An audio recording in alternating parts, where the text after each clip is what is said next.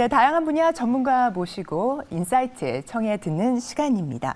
네, 은행권 위기는 한숨 돌렸는데요. 결국 실물 경제 둔화로 이어질 것이 아닌가 하는 일각의 우려는 계속 나오고 있습니다. 글로벌 자금 흐름 또 투자처의 방향 어디로 갈지가 이제 관건입니다. 오늘의 인사이트 전문가 모시고요. 저희가 통찰력 좀 구해보도록 하겠습니다. 오늘은 유창희 유스탁 대표님 모셨습니다. 어서 오십시오. 안녕하십니까. 반갑습니다. 자, 금융 안정 그리고 물가 안정을 두고 연준의 고민 깊어졌습니다. 네. 자, 그래서 미국 금리 지금 여러 가지 얘기들이 나오고 있는 상태인데 네. 의견이 분분한데 국내 시장의 영향 같이 좀 연결을 해서 말씀 부탁드리겠습니다. 네. 일단은 이제 최근 3월 달에 SVB 사태 이후로 조금 이제 금융 경색이 좀 발생을 했죠. 그러다 보니까 생각했었던 것보다 빨리 금리 인하 가능성은 좀 점쳐지고 있는 것 같아요. 파월 의장은 올해 금리 인하는 없다라고 지난번 회의에서도 선언을 좀 했는데 시장에서는 그렇게 믿고 있지 않는 것 같습니다. 좀 많이 보는 쪽은 빠르면 늦여름부터 한 3회까지 금리 인하를 예상하는 쪽도 있고, 뭐 최소한 연말 정도서부터 해서 한 1회에서 2회 정도 금리 인하를 예상하는 쪽이 거의 대부분 IB들의 평가인데, 뭐 파월은 금리 인하 없다고 하는데 왜 시장에서 금리 인하를 생각을 하고 있느냐의 기준이 좀 다른 것 같아요. 그러니까 우리가 작년 같은 경우죠. 재작년에 2021년에 FOMC는 2022년에 금리 인상은 없다. 없을까 뭐 하더라도 뭐 연말이나 가능할 거라고 발언을 했지만 뭐 3월부터 뭐 생각하지 못했었던 역대급의 가파른 속도의 금리 인상을 했었기 때문에 이번에도 뭐 금리 인하는 없다라고 했지만 좀 쉽지 않을 거라고 좀 해석을 하고 있는 것 같아요.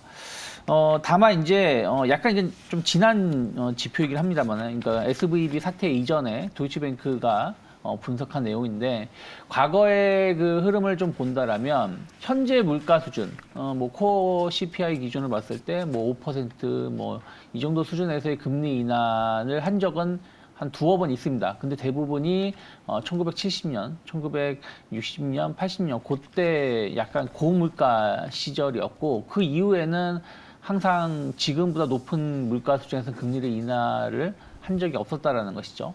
또 하나는 뭐 물가는 뭐 상황에 따라서 금리 동결이라든지 인하를 할 수 있겠습니다만은 현재 실업률이 상당히 낮아요. 3.4%, 3.5% 미만이기 때문에 현재 실업률 하에서 금리를 인하했었던 적은 단 한 번도 없었다는 것이죠. 그래서 현재 경제 지표만 본다라면 올해 금리 인하 가능성은 거의 희박하다라고 생각을 하고 있는데, 중요한 건 지금 시장 자체가 실업률, 물가 이런 쪽에 포커스를 맞춰지면서 금리가 결정되는 게 아니라는 것이죠. 경기 침체 가능성 혹은 금융 경색 우려감들 때문에 더 이상 금리를 못 올릴 것이고, 이것이 이제 오히려 금리 인하 쪽으로, 왜냐하면 너무 가파른 금리 인상 때문에 이번에 은행들의 사태가 발생했었고, 또 이러한 것들이 또 우리가 알 수 없는 새로운 또 위험이 발생할 수 있다는 우려감들이 나오게 있기 때문에 FOMC가 쉽게 금리를 못 올릴 거라고 좀 해석을 하고 있다라는 것이죠. 그러한 것들이 어떻게 보면은 최근에 그 기술주의 상승이라든지 혹은 증시가 오히려 일시적인 위기가 좀 발생했음에도 불구하고 전혀 빠지지 않고 상승을 하게 된 원인이라 보고 있는데, 중요한 거는 또 이제 뭐 이게 꼭 다 맞는 건 아니겠지만, 과거에 연준이 금리를 인상을 거의 끝 무렵에 갔을 때, 인상이 끝나고 동결로 갔을 때 주가 지수가 어떻게 됐느냐 본다라면 주가가 상승하기보다는 오히려 좀 하락을 했었다라는 것이죠. 그래서 뭐 오히려 금리 인하를 선회하게 된다라면 미국 증시는 평균 한 14개월간 최대 28% 정도, 평균 28% 정도 하락을 좀 했었기 때문에 무조건 금리 동결 그리고 금리 인하가 시장에 긍정적인 해석을 할 수 있을지 여부는 좀 지켜볼 필요가 있다 생각을 좀 하고 있습니다. 그래서 저는 오히려 그 금융 경색으로 인해서 그 금리 하락을 기대하는 것은 시장에는 부정적으로 생각하고 있고, 경제 지표가 좀 긍정적으로 계속 나와주면서 뭐 연초에 나왔었던 뭐 노랜딩이네 어쩌네 이런 얘기가 나와주면서 오히려 금리 동결이 조금 더 가는 것이 전체적인 그 주가에는 긍정적인 역할을 해줄 수 있지 않을까 좀 판단을 좀 하고 있습니다. 결국 대표님 말씀은 현재 지금 시장에서는 금리 인하가 곧 호재다 이렇게 인식하고 자꾸 주가가 어떻게 보면 오르고 있는데 네. 사실 고물가 그리고 저실업이라는 컨비네이션에서는 한 번도 금리 인하된 적 없다는 네. 말씀이시죠. 가장 베스트 시나리오를 금리 동결할 수 있는 그런 경제적 상황이 되는 그쵸. 것이라고 보시는 거죠. 그렇죠. 왜냐하면 적당한 원래 항상 과거의 사례를 본다라면 금리 인상기에, 그러니까 적절한 금리 인상기는 오히려 골드락스. 네. 경기가 좋기 때문에 이것을 약간의 진정시키기 위해서 금리를 올리는 것이라고 평가가 됐기 때문에 금리 인상기에는 주가가 더 올랐었고, 금리 하락기에는 오히려 경기가 안 좋기 때문에 금리를 하락한다라는 해석을 했었기 때문에 계속 주가는 안 좋았었어요.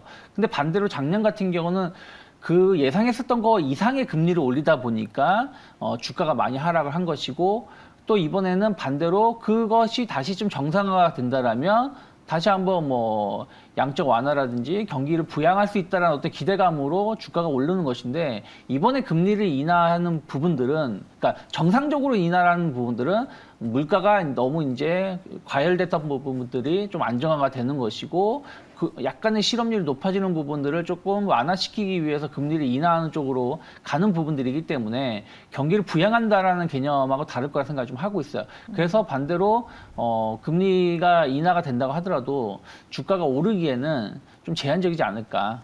왜냐하면 뭐 0%대 금리를 간다든가 다시 한번 뭐 QT를 끝내고 QE를 한다면 모르겠습니다만은 그럴 가능성은 상당히 제한적이기 때문에 금리를 인하한다고 하더라도 내년 하반기에 그 한 4% 초반이나 정말 좋게 보는 쪽도 3% 후반 정도 보고 있거든요. 그러면은 실질적으로 우리가 과거에 그 2021년, 2020년도에 0% 금리로 가는 건 아니기 때문에 여전히 좀 높은 금리다. 그러면 그것이 주가를 끌어올리는 것은 상당히 제한적이지 않을까 판단하고 있습니다. 네, 최근에 일련의 은행권 불안 사태 때문에 네. 금과 같은 안전자산으로 상당히 많은 자금이 또 유출이 되고 있는 것 같습니다. 어떻게 보고 계시나요? 저는 이거는 뭐 일시적인 현상이 아닐까 좀 판단을 좀 하고 있어요. 뭐 SVB 사태로 인해서 은행 예금 자산이 상대적으로 안전자산으로 평가가 받는 쪽으로 자금이 이동했다고 하죠. 특히 뭐 MMF 시장을 본다라면 미국 같은 경우도 3월 MMF로 2,860억 달러의 자금이 유입되었었고요. 네. 우리나라 같은 경우도 지난해 작년 12월에 153조 원 정도 NMF 잔액이 있었던 것이 이번 달 23일 기준으로 봤을 때 197조 이상으로 한 44조 이상 늘어났었습니다. 그래서 단기성 자금이 은행권에서 약간의 MMF 자금으로 좀 옮겨간 부분들도 있었고, 또 금 가격 같은 경우도 본다라면 뭐 1,800달러, 온스당 1,800달러 하던 것이 2,000달러까지 거의 뭐 한 20% 이상 오르기도 했었고, 그 비트코인은 거의 70% 이상 오르기도 했습니다. 그냥 정말 짧은 기간 내내. 근데 저는 뭐 MMF로 자금이 옮겨졌다가 다시 뭐 은행으로 가든 혹은 채권 쪽으로 가든 뭐 주식으로 가든 이런 부분들은 큰 문제될 건 없다 생각하고 있었고, 뭐 일시적으로 금 쪽으로 안전자산 쪽으로 어쨌든 화폐 가치가 떨어질 수 있다는 우려감들이 또 실물자산 금 쪽으로 옮기는 것은 과거에도 있었던 사례라고 보고 있어요. 근데 조금 의외인 케이스는 비트코인, 가상화폐가 원래는 위험자산으로 평가를 네, 받는 대명사인데, 것인데 네. 오히려 가상화폐가 안전하다라는 인식이 되면서 비트코인 가격이 70% 오른 부분들은 맞습니다. 좀 이게 과연 맞는가라는 생각을 좀 하고 있고요. 그리고 또 증시라는 것이죠. 미국 나스닥 같은 경우는 오히려 그 SVB 사태가 발생한 이후에 S&P 500 기준으로 본다라면은 3,800포인트 때까지 하락을 했다가 지금 4,000포인트 때까지 다시 회복을 했고요. 나스닥 같은 경우는 나스닥 100 기준으로 본다라면 12,000포인트를 깼다가 11,700포인트 때까지 하락을 했다가 오히려 그 2월 고점을 돌파시키는 모습을 보여주고 있습니다. 13,000포인트 때까지 좀 올라오는 것이기 때문에 이것도 마찬가지로 오히려 경기가 좀 안 좋거나 금융 리스크가 발생한다라면 기술주들이 더 위험할 수밖에 없는 것인데 경기 방어주들이 안전하고 근데 오히려 기술주들이 더 많이 올랐다는 것이죠. 물론 이제 예전하고 지금 다른 점은 이제 애플이라든지 아마존, 마이크로소프트 같은 이런 세계를 선도하는 기술주들은 보유 현금도 많고 또 이런 금융 경색에 영향을 좀 제한적으로 받는다라는 인식이 좀 있으면서 오히려 도피처가 하긴 했습니다만은 결국에는 만약에 금융 경색이 정말 발생한다라면 이들 기술주들이 타격을 더 많이 받을 수밖에 없는 것인데 또 아까 서두에 말씀드린 것처럼 금리 인하 가능성에 대한 어떤 기대감이 기술주로 올린 부분들이 좀 있어서 이러한 부분들의 약간의 노이즈는 해소가 돼야 된다 생각을 좀 하고 있어요. 그래서 뭐 그렇다고 해서 뭐 기술주가 하락한다는 건 아니지만 약간의 기존에 논리하고 달라진 부분들이 계속해서 이어갈지 아니면 일시적인 흐름일지를 봐야 된다고 생각하고 있고 또 하나 MMF 쪽으로 자금이 옮겨온 것은 다시 또 이제 시장이 좀 안정화가 된다라면 다시 회귀를 할 것인데 이게 은행권으로 갈 것인지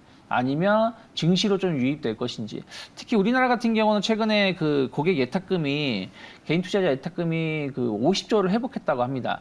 2월 달에 51조까지 갔었던 것이 40조까지 줄어들었다가 최근 들어서 50조로 회복한 것이고 작년 1월 달에 제 기억이 맞지만 71조가 75조 원 정도 예탁금이 있었던 걸로 기억하고 있거든요. 그러면 아직까지도 주식 시장이 하락을 해서 예탁금이 하락한 부분들도 있겠습니다만은 시장이 안 좋다 보니까 예탁금이 빠져나간 부분들도 좀 있거든요. 근데 최근 들어서 시장이 좀 견조했고 앞으로도 좋을 수 있다는 어떤 기대감들이 나온다라면 이 MMF 자금이 약간의 주식시장으로 유입될 가능성도 있고 그러면 증시에는 좀 긍정적인 역할을 좀 더 해줄 수 있는 매개체가 될 수 있기 때문에 자금의 흐름들을 조금 더 예의주시하시면 좋지 않을까 판단하고 있습니다. 네, 최근에 머니무브 지금 잘 정리를 해주셨고 또 의외인 부분들도 있다고 지적을 주셨습니다. 4월부터는요 기업의 1분기 실적들이 나옵니다. 관전 포인트 어디에 있을까요? 지금 가이던스는 다 안 좋은 것 같아요. 1분기 영업이익을 한 26조 원 정도로 예상하고 있는데 작년에 50조 초반, 40조 후반하고 비교해 본다면 거의 50% 이상 줄어들 것으로 예상하고 있어요. 고강도 긴축이라든지 경기 하강, 미국 시장은 경기가 좋다고 하지만 다른 유럽, 중국 이런 아시아 국가들은 경기가 좋지 못하기 때문에 이런 부분들이 주요 기업들의 실적을 조금은 위축시킬 수밖에 없다 생각하고 있어요. 이것은 이미 통계로 나오고 있습니다. 관세청에서 보고한 3월 1일부터 3월 20일까지의 기준을 본다고 하더라도 무역 적자가 2월 달에 무역 적자를 뛰어넘는 부분들을 보여줬었고 이미 1월, 2월, 3월 중순까지 이제 내일 모레면 3월 달 수출 결과가 다 발표가 되겠습니다만은 3월 20일까지 기준으로 봤을 때 64억인가 적자가 갑자기 마이너스 30억 달러 적자로 줄어들지 않을 거라는 거죠. 오히려 더 확대될 가능성이 높다는 얘기는 누적 적자 금액이 지금 꽤 많았고 이것은 결국에는 수출이 많이 줄었기 때문이거든요. 3월 달만 하더라도 수출이 한 18% 이상 줄어드는 부분들을 보여주고 있고요. 그것에 큰 비중을 차지하고 있는 게 또 반도체 섹터라는 것이죠. 그래서 조금 실적에 대해서는 우리가 좀 기대를 하기가 좋지 못하다 생각을 좀 하고 있고요. 하지만 수출이 늘어나는 섹터도 있습니다. 예를 들어서 중국이 좀 경기 부양에 대한 어떤 기대감들, 또 리오프닝에 대한 어떤 기대감으로 소비주들이 조금 수출이 좀 개선되는 부분들이 좀 있고요. 그리고 자동차 완성 업체들은 여전히 좋습니다. 전기차도 미국 시장만 판매하는 게 아니기 때문에 유럽이라든지 이런 쪽에 판매가 잘 되고 있고 내연기관 차량 아직까지 전기차의 침투율은 한 15%가 안 됩니다. 중국을 제외하고 난다라면 한 2, 3% 정도 수준이기 때문에 내연기관 차량의 판매가 중요합니다. 실적에는 여전히 내연기관 차량의 판매는 잘 되고 있다는 것이죠. 신차 효과도 잘 나오고 있기 때문에 그리고 이제 배터리 관련해서는 다들 아시다시피 수출은 계속 늘어나고 있는 부분들이 있기 때문에 약간 중국 리오프닝에 대한 어떤 기대감들 좀 본다라면 또 중국 경기 부양 관련돼서 흐름을 본다라면 철강이랑 화학 섹터가 좀 바닥 가능성을 좀 계속될 가능성이 높다 생각을 좀 하고 있고요. 그리고 최근에 보면은 항공주들, LCC 항공사들이 흑자 전환 기대감들이 계속 나오고 있습니다. 그런 부분들이 주가에는 좀 긍정적 역할을 해줄 수 있지 않을까 생각을 좀 하고 있고요.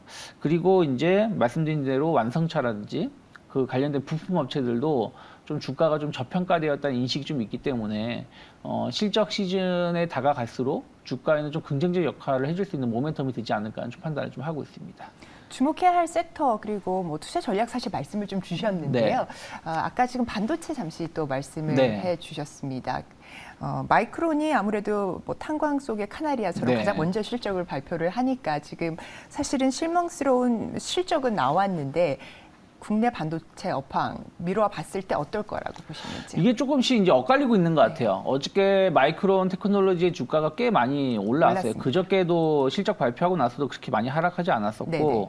어저께 같은 경우도 7% 마이크론 테크놀로지 주가가 7% 올라왔습니다. 그래서 뭐 63달러를 회복하는 모습을 보여줬어요. 이번에 이제 3조 원 적자, 우리나라 돈으로 3조 원 적자, 영업 손실 적자를 기록을 했고 역대 최대치라고 합니다. 다만 이제 좀 긍정적으로 평가를 하는 것은 반도체 재고가 거의 이제 바닥권에 있다라고 보고서가 좀 나왔었고 앞으로 설비 투자는 계속 줄일 것이고 그리고 생산량도 계속 줄일 거다. 추가적으로 감산을 예고를 좀 했습니다. 그러한 것들이 어떻게 보면은 업황 바닥을 좀 더 빨리 일으킬 수 있다는 기대감이 나오고 있고 삼성전자 하이닉스가 어저께도 시장에 대비해서 선방을 한 모습이었는데 일단은 뭐 저는 뭐 시적인 우려감들은 투심을 조금 하게 볼 부분들이 좀 있지만 이 바로 회복되지 않는다 생각하고 있기 때문에 뭐 OLED라든지 MLCC 차량용 반도체 쪽을 좀 집중해 보면 좋지 않을까 판단하고 있습니다. 네, 대단히 감사합니다. 유창희 대표님 모시고 인사이트 들어봤습니다. 네, 월가 월부 오늘 준비한 소식은 여기까지입니다. 아침 함께 이 시간 해주셔서 대단히 감사합니다. 저희는 내일 6시 30분에 다시 찾아뵙겠습니다.